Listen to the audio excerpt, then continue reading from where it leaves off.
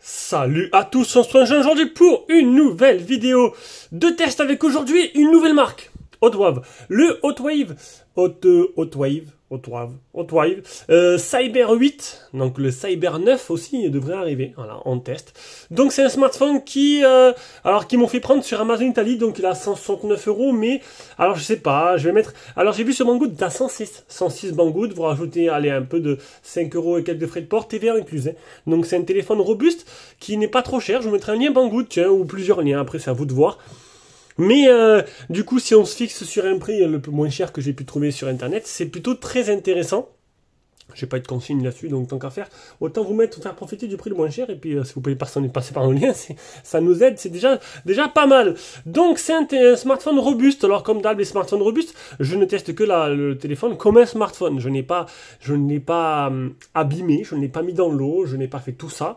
Il a toutes les certifications, donc il est IP68, IP69 et 1000 STD, la certification militaire. Donc du coup, voilà, et des certifiés étanches, robustes, shockproof, dustproof, dans tout ce que tu veux. Et ça, c'est plutôt pas mal. Si tu aimes les vidéos, nous soutien, je fais un petit don sur Tipeee avec le bouton rejoindre sur YouTube. Tu auras des avantages que les autres n'ont pas, comme acheter nos produits à tarif préférentiel, les vidéos en avance, etc. etc. C'est une petite aide supplémentaire pour nous aider à avancer. Voilà. Après, tu fais comme tu veux, tu peux juste t'abonner et mettre un boost si tu as envie. C'est déjà plutôt pas mal. Alors, au niveau des dimensions, 1,6 de large sur 8,1 de haut sur 1,7 cm d'épaisseur pour un poids de 330 grammes. Bah, c'est un beau bébé, mais c'est aussi un smartphone, voilà, de chantier, comme on peut appeler ça. Il a un écran de type IPS à l'avant, 6,3 pouces, définition 720p, donc 1550 x 720. Honnêtement, entre Full HD et HD+, bon, la différence n'est pas flagrante, hein, du coup, ça se voit vraiment pas, je l'aurais même pas remarqué.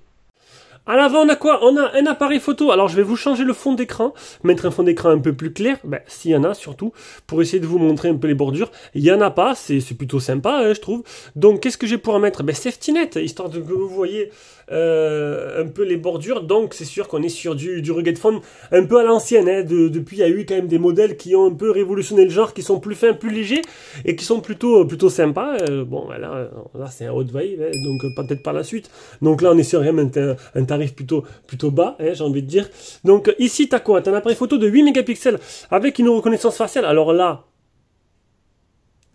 elle n'est pas très rapide, mais encore, j'ai le téléphone devant moi, j'ai mes lunettes.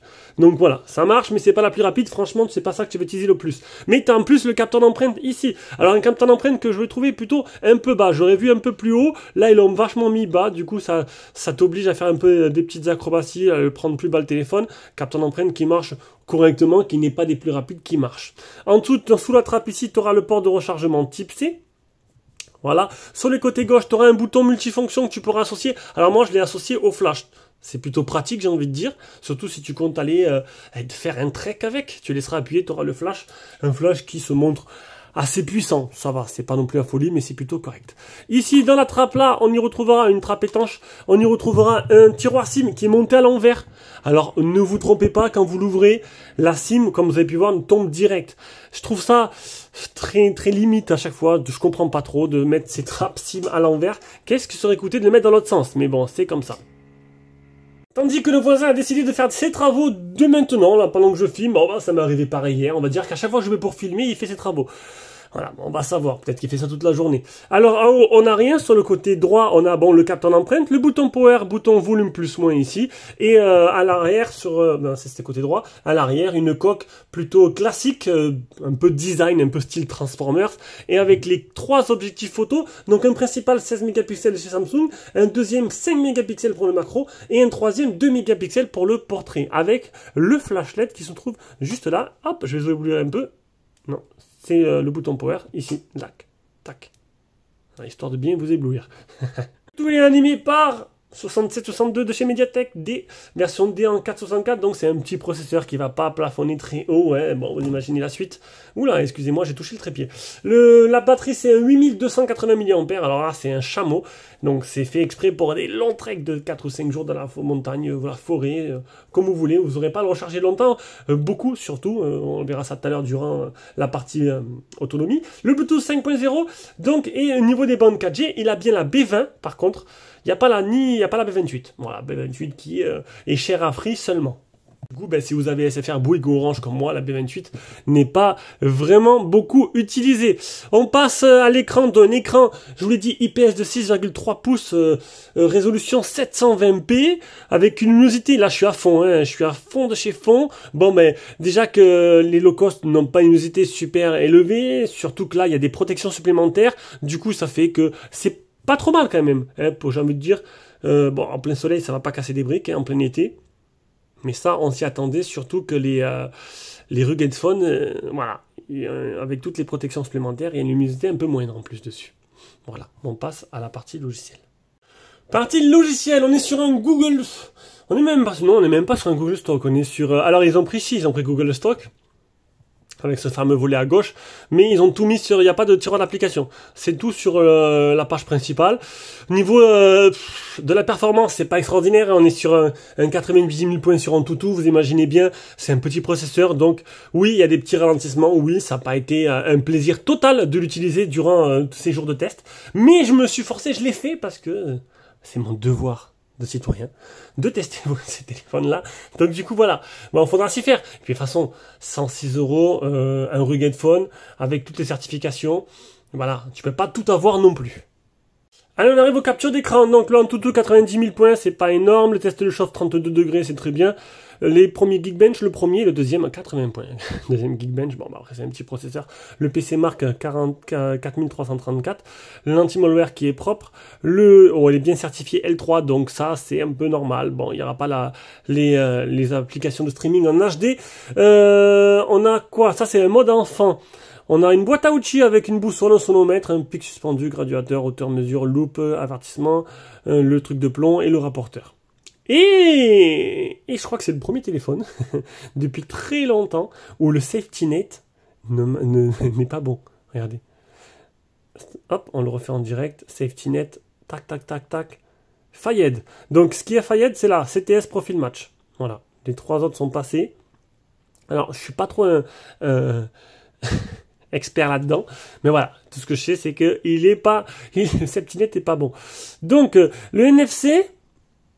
On a quoi? Un NFC, on a la luminosité auto, on a le flash qui peut s'allumer quand on t'appelle, on a la navigation par geste ou par bouton qui marche plutôt bien, un mode gant, si en cas vous voulez qu'il soit plus tard, que voilà, pour histoire de rendre l'écran plus précis et réactif aux gants, tout simplement, pour pas enlever l'hiver vos gants, pour pas se geler les mains, tout simplement.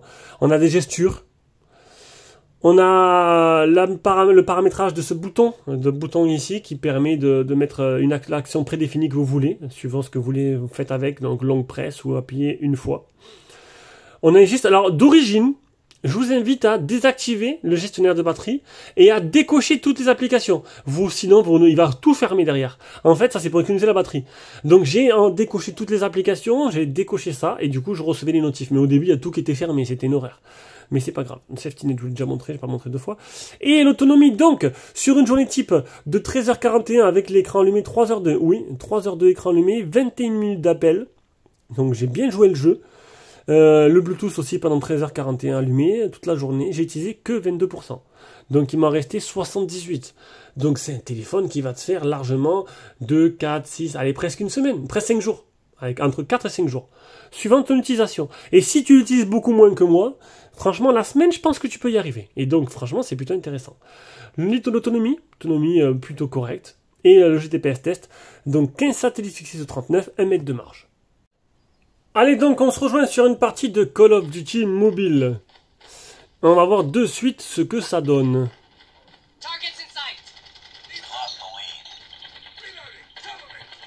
Oula, il y a quelques petits ralentissements.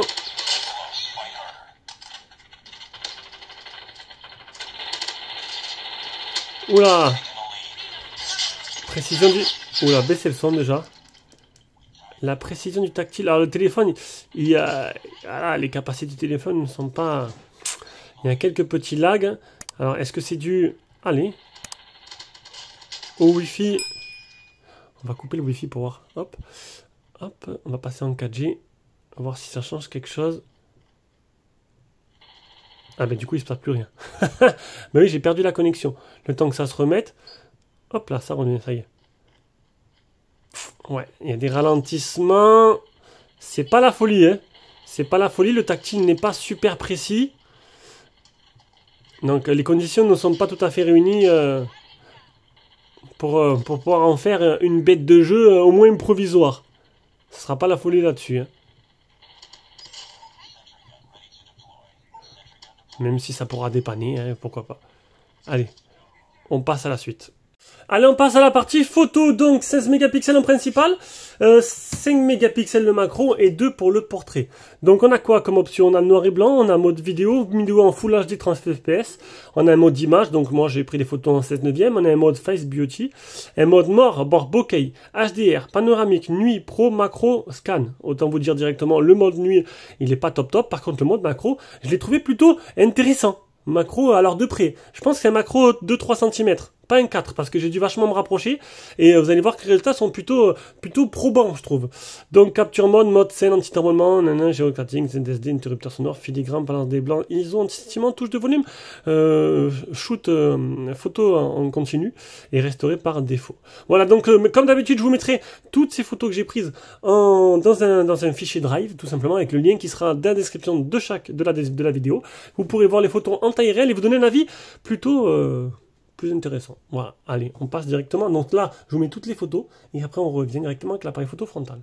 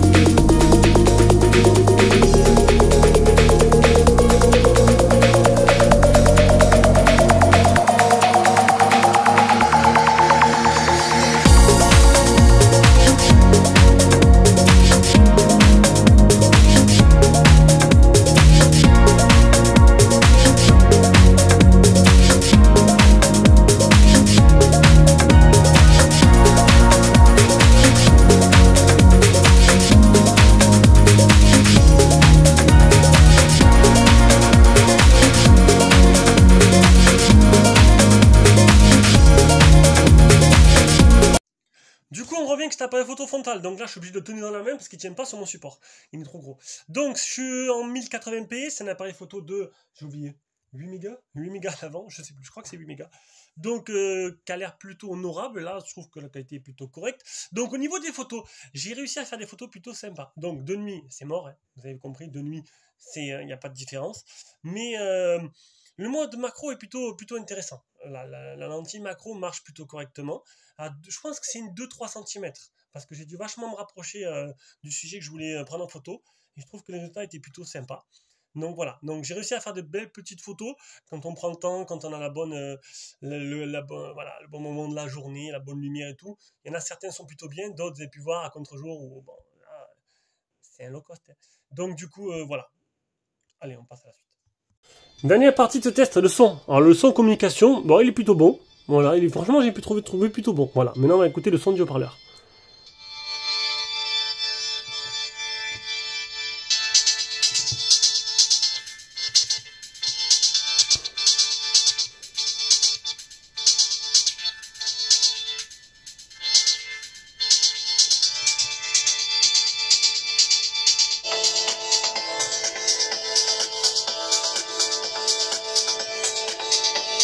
Bon, c'est pas fou, hein. C'est un peu aigu, c'est pas des basses de fou, ça arrache un peu les oreilles au niveau des aigus, mais bon, après, voilà, quoi. Bon, on arrive à la conclusion de ce test, et on va de suite, on passe à la conclusion. Allez, une petite conclusion sur ce Autowave Cyber 8 en entendant le 9, niveau design, c'est un rugged phone. Mais un gros rugged phone, voilà. Rugged phone, on va dire que les modèles ont un peu évolué maintenant. Là non, on est sur du bien gros téléphone, bien lourd, bien épais, bien résistant peut-être, hein, peut-être que voilà, tu vas me dire, voilà, et il sera peut-être résistant en plus que certains autres rugged phones qui sont un peu plus design, on va dire.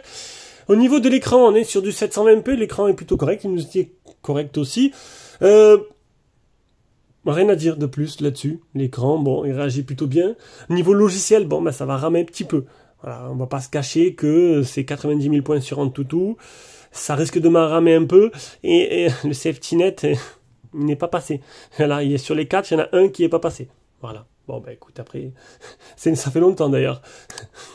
Mais bon, au moins je le dis, au moins vous le savez. Au niveau des jeux, Call of Duty a un peu de mal, hein. Ça a des saccades, ça rame un peu, le tactile n'est pas super précis pour jouer. Bon, après je pense que c'est surtout que franchement il souffre pas mal sur la partie graphique. C'est ça qui faisait que c'était pas adéquat. Voilà, c'était pas super agréable à jouer à Call of Duty dessus. Donc ce sera pas un téléphone que vous allez prendre principalement pour jouer, pour faire des parties gaming. Mis à part si votre enfant casse tous ses téléphones, voilà, ce ne sera pas le meilleur là-dessus. Au niveau de la caméra, je trouve que, alors c'est du 16 mégapixels en Samsung, ça se débrouille plutôt bien, étant donné le rapport qualité-prix du téléphone, je trouve que j'ai réussi à faire des clichés qui étaient plutôt sympas. Voilà, vous avez pu voir les photos, je pense qu'il y en a certaines qui sont plutôt correctes.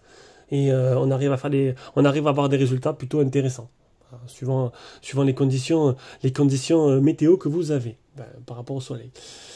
Au niveau de l'autonomie, bon là il n'y a rien à dire, c'est le top, 8250 de batterie, 22% en une journée, mais une grosse journée, donc un téléphone qui, pour moi à mon avis, pourrait me durer entre 4 et 5 jours, mais pour vous, si vous utilisez moins, peut-être la semaine, hein. C'est même bien sûr qu'il pourrait vous tenir la semaine si vous avez utilisé moindre que la mienne. Et on arrive à la fin, donc au niveau du son, le son communication est très bon, le son du haut-parleur, elle est un peu moins, elle est un peu des aigus qui va vous arracher un peu les oreilles, les basses pas trop présentes, mais là, bien sûr, voilà, comme d'hab, c'est un rugged phone, donc faut pas que l'eau s'infiltre, donc c'est quand même un peu compliqué. Et au niveau des bandes 4G, il manquera que la B28, donc il y aura bien la B20, donc la B28, si vous avez Free, ça risque de vous handicaper, je vais pas vous le cacher, si vous avez les autres opérateurs, ce sera pas très grave. Voilà, tout simplement. Donc voilà, donc c'est un téléphone, si vous le prenez au moins cher possible, qui est plutôt pas mal. Je vous mettrai les liens d'achat en dessous de la description. Et bon, pour le prix, je pense que ça va, c'est correct. Allez, sur ce, je vous fais des gros bisous, on se rejoint pour une prochaine vidéo. Ciao, ciao.